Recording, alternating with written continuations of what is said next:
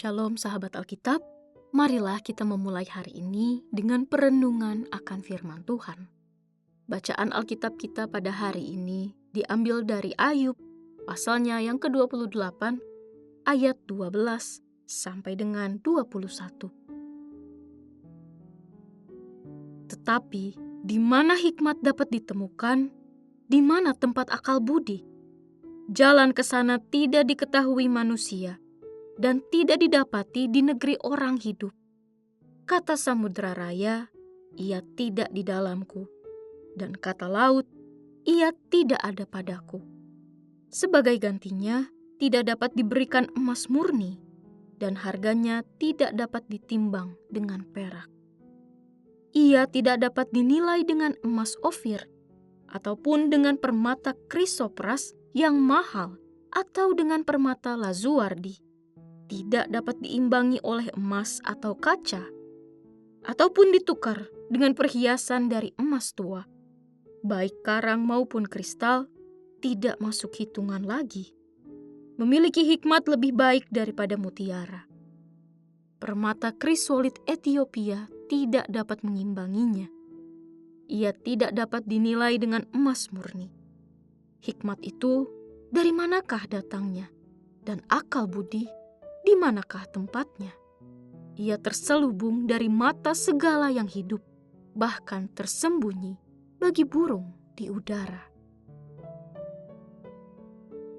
Sahabat Alkitab, hikmat Tuhan adalah hal yang paling berharga dalam kehidupan orang beriman, terutama dalam kenyataan dasariah yang kita jalani, bahwa hidup adalah mengenai kebenaran untuk mengambil keputusan dalam serangkaian pilihan-pilihan yang terbentang di kehidupan. Namun, pada saat yang sama, kita menyadari betapa sulitnya proses tersebut. Di saat yang sama, hikmat Tuhan sajalah yang menuntun kita untuk melakukan apa yang benar dalam kehidupan. Itulah perjuangan kita sebagai manusia.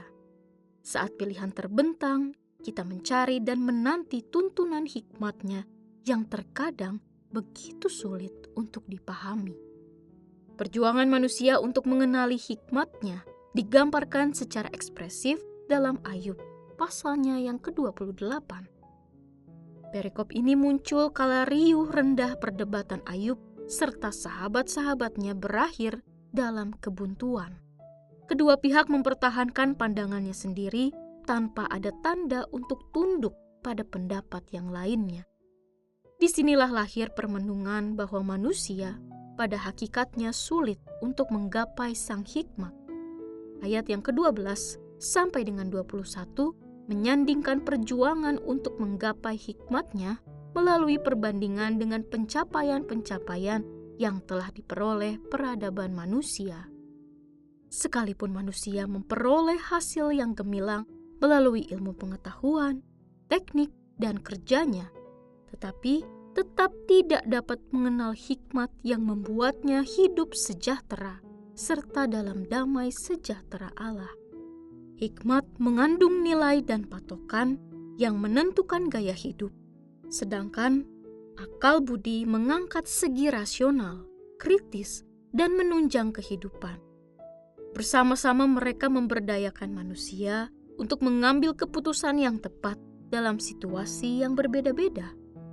Misteri atas hikmat diungkap melalui kata-kata berikut, yakni ia terselubung dari mata segala yang hidup.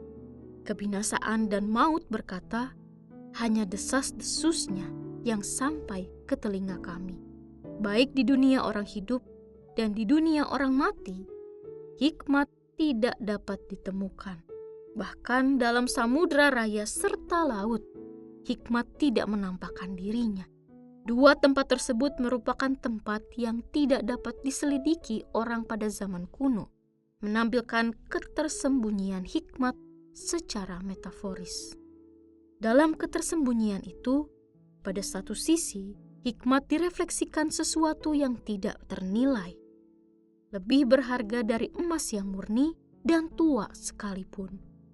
Bahkan, jika dibandingkan dengan kaca yang kala itu sangat sulit dibuat, karang, kristal, mutiara, bahkan permata krisolit Eropa tidak dapat mengimbangi keberhargaan hikmat.